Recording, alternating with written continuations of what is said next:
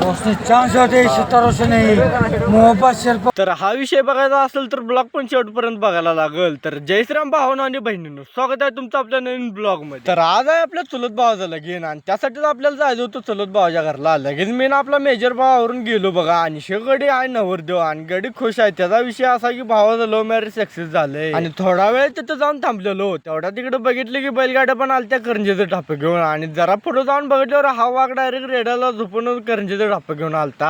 आणि मग लगेच थोडा वेळ तिकडे सगळ्यांनी बैलगाड्या पुढे घेतल्या आणि इकडे लगेच झाप्प करून करंजीचा मांडव पण तयार केला. आणि तिथनं डायरेक्ट मी गेलो गावात, कारण आपल्याला केस कापायची होती. आज काय गिऱ्हाईक लय नसल्यामुळे आपला नंबर होता. गेल्या गेल्या लगेच गणा भावानं केस पण कापायला चालू केली. भावानं थोडा वेळ म्हणत बरोबर 2 तास लावला केस कापायला. पण असू दे सोडा, भावानं केस एक नंबर कापलेली. आणि तिथनं डायरेक्ट दुसऱ्या दिवशीचाच ब्लॉग केलोय, कारण काल ब्लॉग टाकायला टाइमच भेटलेला नव्हता. आणि सकाळपारी उठून आवरून जाऊपर्यंत इकडे वराडाची गाडी पण आलती. आणि गाडी आल्याला इकडे भेटीचा कार्यक्रम पण चालू झाला लगेच. आणि इकडे भेटीचा कार्यक्रम झाल्यावर डायरेक्ट गेलो मांडवात. आणि मांडवात जाऊन बघितलं तर इकडे कळसाचा पण कार्यक्रम चालू होता. कळसाचा कार्यक्रम झाल्यावर डायरेक्ट इकडे तांदूळ वाटायला घेतलं, कारण तांदळाला टाइम झालेलं. आणि आता आपलं एकच काम होतं, ते म्हणजे एवढा सगळा फटाकडा उडवायचं. जशी मांडवात शेवटची अक्षता पडली तशीच मी आपण लगेच इकडे फटाकड्याची माळ लावली. तिथनं मांडवात जाऊन बघितलं तर हा गडी डायरेक्ट शायरीत म्हणालता. आणि शायरी काय म्हणतो ते तुम्हीच ऐका आता सगळी.